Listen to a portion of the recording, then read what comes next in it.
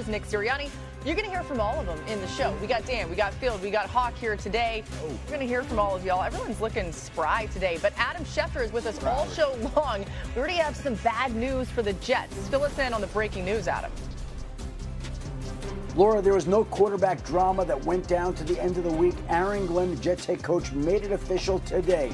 Justin Fields is out Sunday versus the Tampa Bay Buccaneers due to the concussion that he suffered last week against Buffalo. Was in concussion protocol. He will not make it out of protocol in time for Sunday's game. In his place, Tyrod Taylor will start. Tyrod Taylor is obviously somebody who's very well respected around the league. He's struggled to stay healthy, but when he's healthy, he's been productive, and the Jets feel comfortable with Taylor going into Tampa on Sunday. Yeah, this is disappointing news for Justin Fields, who had that unbelievable start to the season. Week 1 against the Steelers, he was absolutely sensational.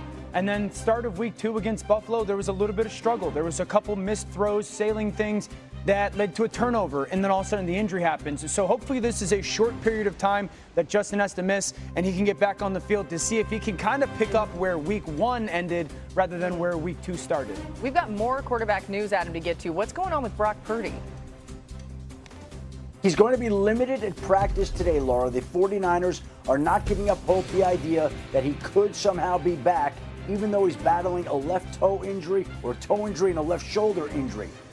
So they'll see he's limited at practice. They said it's also possible he could be available as an emergency backup, but they said there's a chance he'll be able to play on Sunday against Arizona. If he can't, of course, it then would be Mac Jones. As for Jayden Daniels in Washington, he did not practice today. He's not expected to practice tomorrow, and that Daniels will be able to make it back, and that Marcus Mariota will not be filling in his place. My understanding is Daniels is pushing to play. Others are being more cautious around him. We'll see how the process plays out, but if he can't go, Marcus Mariota will start Sunday versus the Raiders. And Adam, as you know, Jayden Daniels has not missed a game in his career, so that this would be a first for him if it happens. Here's more of what Dan Quinn said about the plan for Jayden Daniels today. We also, recognize the importance of the person, the player, what he means to the franchise. So we're also going to be smart, not just fast in this assessment. But this is a player that's absolutely wanting to do everything all the time. So it was a good start to the week for us. Do you need to see him back on the field with the rest of the team? Yes. Before you feel okay? Yeah, I would. It's important, timing, reps, the movements. But it was a good first step to it, Nikki. But we'd have to get some reps for sure. All right, so as you might expect, Jayden Daniels campaigning to play. He's like, put me in, coach. But Dan, how should the Commanders approach this injury for Jayden? I'd be ultra cautious. And I want to see if this changes anything for them. I honestly, I think we're in a little bit of a unique world with, I'm not overreacting with the quarterbacks right now. Okay. Mina talked about the other day that he's the most contacted quarterback in football last year. He is this year. Yep. It's part of his game. We're coming off of the news of Joe Burrow and the added up hits with him. Yep. It's just like, can the Commanders just take a step back, and kind of all of us take a step back with the quarterback position and be like, while the athleticism is going to expose you to more, can we still have that while also some of the old school philosophy of I don't want my quarterback to get touched ever, And so where is the middle ground for Washington? Where is the middle ground for all of us in all these teams when it comes to these quarterbacks that are athletic weapons? But you don't want them to ever get touched. Yeah, and it's interesting because you got to win games too, and sometimes the only way to win the game is to have the quarterback be a hero. And I don't know what the answer is. Yeah. It's can you live in both worlds? The answer is in May and April as coaches. They all said the same thing. We're going to run our quarterback a whole lot less this year. And then we get to September and games are on the line. It's third and one in the fourth quarter. Got to have a situation. All right, Josh Allen running power once again. It happens. Let's say that Daniels cannot go this week. Marcus Mariota is the backup, as you heard Adam referencing. How does this change things for the scheme for the Commanders? Yeah, so Marcus obviously a very athletic quarterback, but not nearly the same tier as Jayden. So there's going to be a little bit of a simplification of the running game from that regard. Marcus also a much more experienced player than Jayden, but I just think the overall offense probably, the playbook shrinks a little bit. Yeah. The part about the brilliance of Jayden Daniels, and I want to give a ton of credit to Cliff Kingsbury and the entire staff for what they have done with Jayden, is The stuff that keeps defensive coordinators up at night is the unscripted stuff. Right. We play perfect alignment, perfect scheme. We dial it up at the exact right time. 3rd and 7, we cover everybody. And then, bam, he scrambles for 8 yards or he throws the dart to somebody in a tight window. So that's the stuff that even if you can't account for it as defensive coordinator, makes you most nervous. And that's what Marcus Mariota does not bring to the table, at least not at the same level as Jayden Daniels. This is perfect because everything you guys are saying is going to play into what I'm saying. Before I do have a take, before I get to that, what you said about quarterbacks.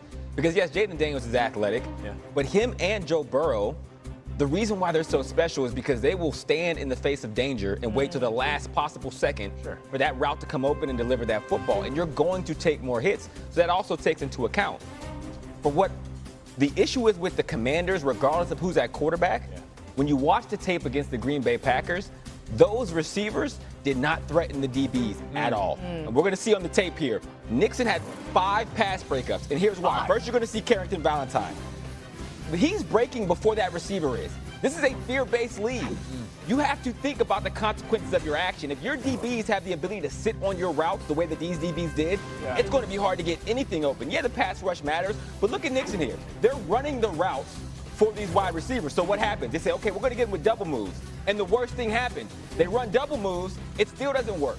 Because they do not respect their ability to get deep. Like I said, this is the NFL. There needs to be consequences. If I hold onto the ball as a quarterback, I get hit. If I run routes over the middle of the field with my head back to the QB, I get hit. If I blitz 2 people, there's vulnerability on the back end. For these wide receivers and this Commanders offense, they need to figure out how to manufacture shots down the field with success. Otherwise, all their options are going to continue to shrink, whether it's Mariota or Jayden Daniels. So that's a great point. A couple things that come to mind off of it. One, a lot of shotgun.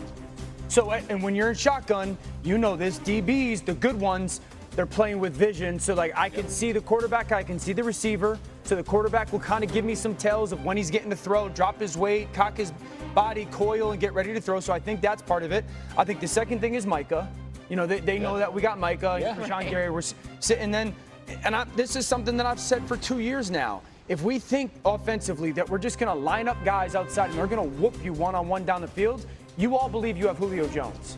There's 2 ways to throw the ball downfield explosively consistently. You got a dude, you got a guy, there's like 3 of them on the planet, or you play action on them, you create the chunks. And that's not really what Washington He's does. Definitely not Julio Jones, but I wonder if they kind of missed Diami Brown a little bit in this offense. He changed the dimensions for them. Done some in the nice things passing in game. Jacksonville. He's got a $10 million contract in Jacksonville for a reason this offseason. Yeah, you guys, if Marcus Mariota were to start, it would be his first start since week 13 of the 2022 season with Atlanta. So it's been a while. All right, let's get Adam Schefter back in here. Some more top stories, Adam. Let's start with some big injuries in tomorrow's Bills-Dolphins game. Go ahead.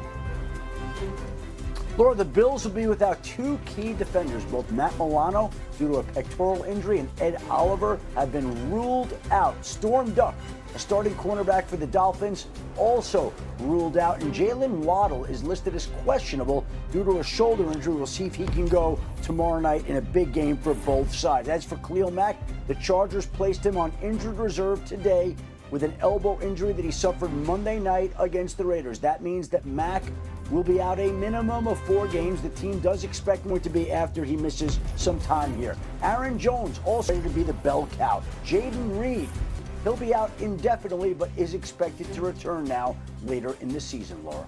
Crazy to think, week 3 starts tomorrow in the NFL. All the latest from Adam. When targeting Travis Hunter and Brian Thomas Jr., Stroud, meanwhile, 6 of 13, averaging 5.9 yards per attempt, targeting Nico Collins. My goodness. I feel both of these quarterbacks have been inconsistent, right? How do you assess the reasons for that? Okay, I don't want to repeat everything that Dan said yesterday on NFL Live, but I do think that one of the things that stood out to me watching the game on Monday Night Football was the Buccaneers just basically said, we're playing chess because you're not even playing checkers, you're playing nothing on the other side of the ball.